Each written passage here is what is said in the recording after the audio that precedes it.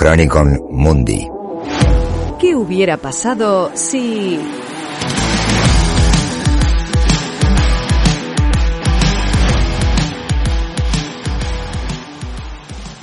Hoy nos metemos de lleno en una de esas preguntas que, la verdad, te cambian la forma de ver la historia. ¿Qué pasaría si uno de los eventos más determinantes del siglo XX, la victoria comunista en China, pues nunca hubiera ocurrido? Nos habéis enviado varios análisis de 3 IAs que exploran justo eso, un futuro alternativo donde el Kuomintang de Chiang Kai-shek gana la Guerra Civil China en 1949. Y lo que dibujan es un mundo radicalmente distinto. Completamente distinto. Y es importante aclarar esto desde el principio, que no estamos hablando de ciencia ficción. La misión aquí es reconstruir la trayectoria más plausible de esa China nacionalista basándonos en las condiciones y las tendencias de la época. Y la conclusión central que emerge de estos análisis es potentísima. ¿Cuál es? Que una victoria del Kuomintang, del KMT, no solo habría evitado las peores catástrofes humanitarias de Asia, sino que habría adelantado la globalización económica de China 3 décadas, creando un mundo multipolar mucho antes de lo que imaginamos. Es una afirmación enorme. Para empezar, hay que entender cómo pudo pasar. En 1945, el Kuomintang de Chiang Kai-shek tenía ventaja en casi todo. Más territorio, más población, reconocimiento internacional y el apoyo de Estados Unidos. Parecía que tenían la victoria en la mano. ¿Qué salió mal para ellos? ¿Y dónde está ese punto exacto en el que la historia podría haber girado? El punto de inflexión es increíblemente preciso. Manchuria, primavera de 1946. Las mejores tropas del KMT, las divisiones de élite entrenadas por los estadounidenses que venían de luchar en Birmania, tenían a las fuerzas comunistas de Lin Biao prácticamente acorraladas. O sea, estaban a punto de ganar. Estaban a punto de ser aniquiladas. La victoria militar nacionalista era inminente. Entonces, si estaban a punto de ganar, ¿qué pasó? ¿Por qué se detuvieron? Aquí está el error histórico, lo que los análisis señalan como el momento clave. La misión Marshall. El presidente Truman, que temía que una guerra civil prolongada llevase a una intervención soviética directa, envió al general George Marshall a China. Para mediar. Exacto. Su objetivo era forzar un gobierno de coalición, y para eso presionó a Chiang Kai-shek de forma durísima para que aceptara un alto el fuego en junio de 1946. Un momento. ¿Me estás diciendo que la historia de la China moderna, y por extensión la de toda Asia, cambió por un alto el fuego? ¿Una simple pausa en la lucha? Una pausa que fue fatal. Ese alto el fuego le dio al Partido Comunista Chino, que estaba, al borde del colapso militar, el oxígeno que necesitaba desesperadamente. Les permitió reagruparse, reorganizarse y, lo más importante, rearmarse hasta los dientes con el enorme arsenal japonés que los soviéticos, que ocupaban Manchuria, les entregaron discretamente. ¿Y en nuestro escenario alternativo? En nuestro escenario alternativo, Chiang Kai-shek hace algo distinto. Ignora a los americanos. Exacto. Quizá porque la administración Truman, que ya estaba influida por el famoso telegrama largo de Kennan, que definía la política de contención, pues le da luz verde en privado. Como un termina el trabajo. Eso es. Así que, en lugar de detenerse, el ejército nacionalista sigue avanzando y pone rumbo a Harbin, el gran nudo ferroviario del norte. Que era la última línea de defensa de los comunistas. Si cae Harbin, ¿qué ocurre? Es un efecto dominó devastador. Primero, se corta de raíz el cordón umbilical con la Unión Soviética. Harbin era la vía de entrada de todas las armas y suministros. Sin eso, el ejército de Mao se ahoga. Logísticamente sí. Y segundo, se rompe el mito. La imagen de invencibilidad del ejército rojo en el norte se habría hecho añicos. Y eso habría supuesto un golpe moral y de reclutamiento brutal. Pero eso nos lleva a la pregunta del millón. Si los protegidos de Stalin estaban a punto de ser aniquilados, ¿no habría intervenido directamente la Unión Soviética para salvar a Mao? Es muy poco probable. Y aquí los análisis son bastante concluyentes. Stalin era, por encima de todo, un cínico y un pragmático. Los archivos soviéticos muestran que desconfiaba profundamente de Mao. De hecho, lo llamaba despectivamente comunista de margarina. ¿De margarina? Sí, porque lo consideraba un hereje, un comunista de base campesina y no proletaria. Además, Stalin ya tenía lo que quería. Un tratado con el propio KMT de Chiang que le garantizaba privilegios en los puertos y ferrocarriles de Manchuria. O sea que prefería un trato con el diablo conocido. Exactamente. Ante una victoria nacionalista que además contaba con el respaldo de Estados Unidos y su monopolio nuclear en ese momento, lo más sensato para Stalin era cortar pérdidas, mantener los privilegios que ya había negociado y no arriesgar una tercera guerra mundial por un líder en el que no confiaba y que parecía un perdedor. De acuerdo, el KMT gana la guerra, victoria militar. Pero una cosa es ganar y otra muy distinta es gobernar un país-continente que está social y económicamente destrozado. ¿Cómo habría sido el día después? El día después habría sido increíblemente violento. Lo llamamos una pacificación sangrienta. El Partido Comunista no habría desaparecido de la noche a la mañana, claro. Se habría transformado en una insurgencia rural masiva. Y la respuesta del Kuomintang, si nos basamos en el modelo que aplicó en Taiwán, habría sido una represión a escala continental. Estás hablando del terror blanco. Exactamente. Pensemos en la escala. En Taiwán, una isla de pocos millones de habitantes, el terror blanco supuso miles de ejecuciones y decenas de miles de encarcelamientos, y una ley marcial que duró casi 40 años. Ahora proyecta eso a un continente con 500 millones de personas. Espera un momento. ¿Estamos hablando de millones de muertos? Porque lo de Taiwán ya fue brutal a una escala mucho menor. Millones de detenciones, sin duda, y probablemente cientos de miles de ejecuciones extrajudiciales a lo largo de varios años. El objetivo sería purgar a cualquier simpatizante de izquierda. Habrían usado sistemas de vigilancia vecinal como el Baoya, un método de control social tradicional. Basado en la responsabilidad colectiva. Justo, para controlar hasta la última aldea. Y a la vez, Chiang usaría este poder recién consolidado para aplastar a los señores de la guerra provinciales y centralizar el Estado chino por primera vez desde la caída de la dinastía Qin. Uno de los legados más terribles del maoísmo fue la revolución cultural, que intentó borrar milenios de historia. Con el Kuomintang en el poder, ¿qué habría pasado con la cultura china? Aquí la divergencia es total, absoluta. El KMT se vería a sí mismo como el heredero y protector de la cultura tradicional confuciana. En lugar de una revolución cultural que destruyera templos y quemara libros, habrían usado esos valores de orden, jerarquía y respeto a la autoridad para fortalecer el Estado. ¿Y centros como Shanghái? Centros cosmopolitas como Shanghái, que en los años 30 y 40 era una de las ciudades más vibrantes del mundo, habrían continuado su florecimiento. Probablemente habría rivalizado con Hong Kong como un epicentro cultural y financiero global. ¿Y políticamente? ¿Habría sido una democracia? ¿Me cuesta imaginarlo con Chiang Kai-shek al mando? No, desde luego que no al principio. Habría sido un régimen autoritario de partido único, muy parecido a la Corea del Sur de Park Chung-hee o al propio Taiwán del KMT. Chiang Kai-shek habría gobernado hasta su muerte y con toda probabilidad le habría sucedido su hijo, Chiang Ching-kuo. Pero, sin embargo, y esta es la clave, el desarrollo económico sostenido habría creado algo que no existía, una clase media urbana, educada y conectada con el mundo. Y esa clase media inevitablemente habría empezado a exigir derechos y participación política. Como pasó en Corea del Sur y en Taiwán en los años 80. Exactamente. La presión desde abajo habría forzado una apertura gradual.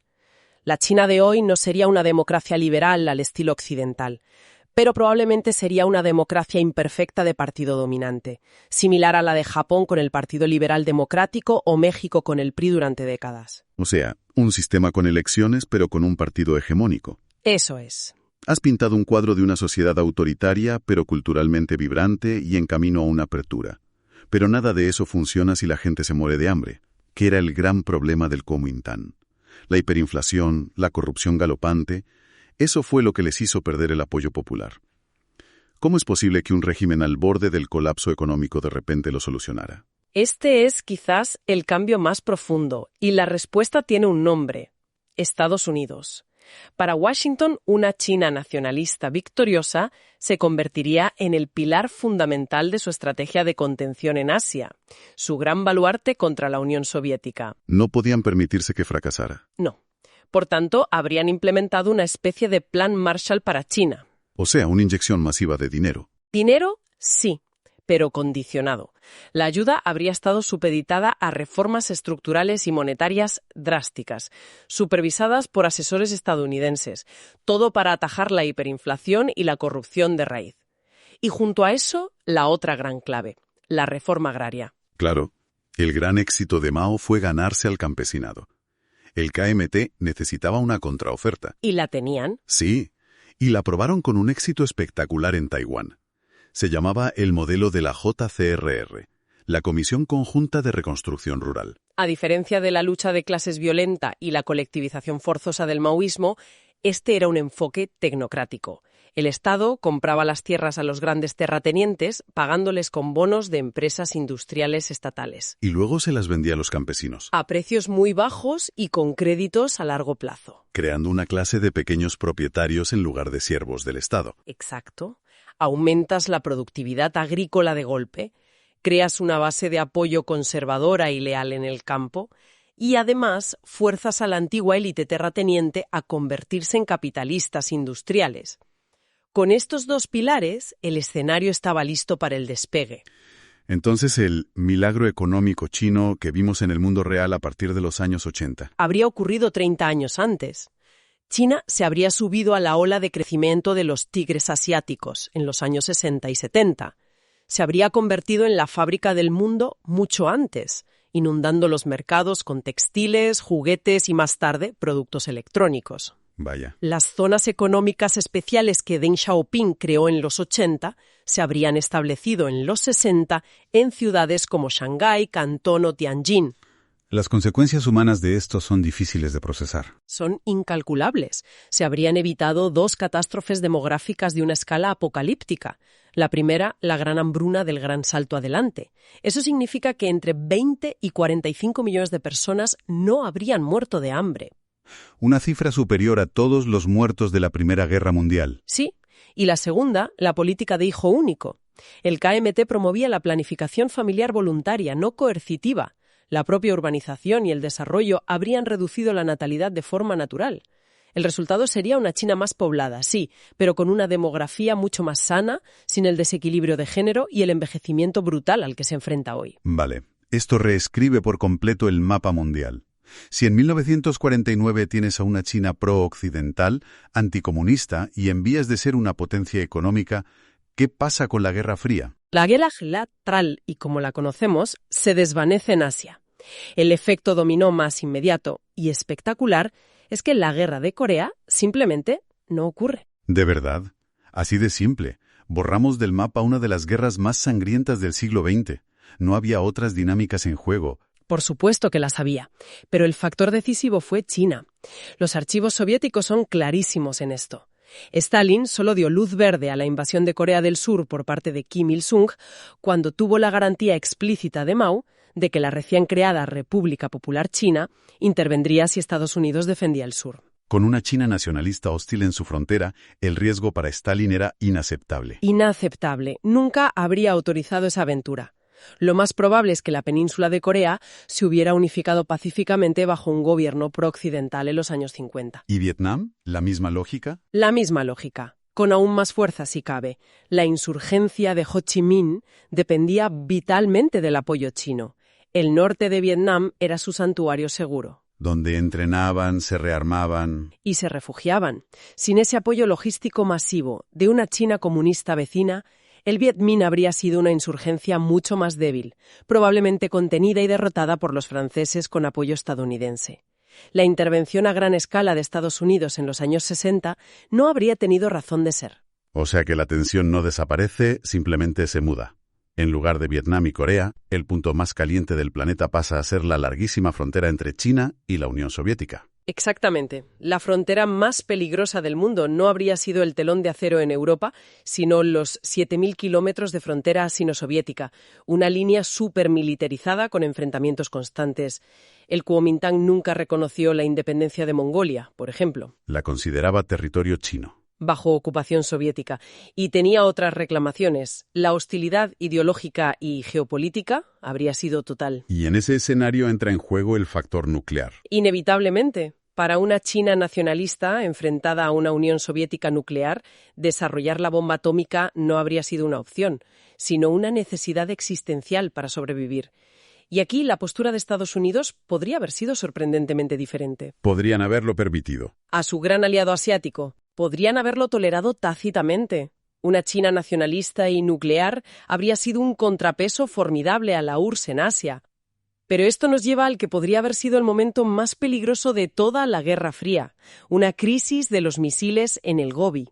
Suena tenso. Imagina, A finales de los 50 o principios de los 60, cuando los satélites espías soviéticos detectaran las instalaciones nucleares chinas, Moscú habría considerado un ataque preventivo, y la garantía de seguridad de US hacia China se habría puesto a prueba en una crisis nuclear directa, potencialmente más explosiva que la de Cuba. Para rematar la geopolítica, ¿qué cambia en la ONU? Es un cambio fundamental. El asiento permanente de China en el Consejo de Seguridad, con su poder de veto, seguiría ocupado por la República de China, un sólido aliado de Occidente. Esto le daría al bloque occidental una mayoría mucho más consistente, alterando el resultado de innumerables resoluciones. Vamos, reconfigurando décadas de diplomacia global. De acuerdo, hagamos balance. En este futuro alternativo que dibujan los análisis, el mundo se ahorra las peores catástrofes humanas del maoísmo, las traumáticas guerras de Corea y Vietnam, y China se convierte en un gigante económico capitalista, aliado de Estados Unidos, décadas antes. ¿Suena casi demasiado bien? Cuidado, porque esto no habría creado una utopía. El mundo en 2025 no sería un lugar sin tensiones. La rivalidad entre Estados Unidos y China existiría igualmente. Pero sería diferente. De una naturaleza completamente distinta. No la lucha ideológica entre una democracia liberal y un Estado comunista.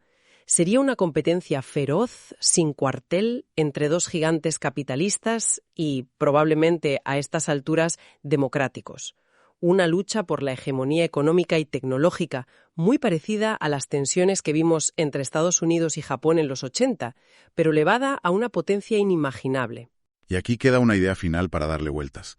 En este mundo alternativo, China se convierte en la superpotencia democrática que muchos en Occidente siempre desearon que fuera, pero con su poder económico y demográfico consolidado mucho antes, sin las décadas perdidas del maoísmo, cabe preguntarse, ¿el centro de gravedad del planeta se habría desplazado de Washington a Pekín de forma aún más rápida y decisiva, generando un nuevo tipo de tensiones en el siglo XXI que apenas podemos empezar a imaginar?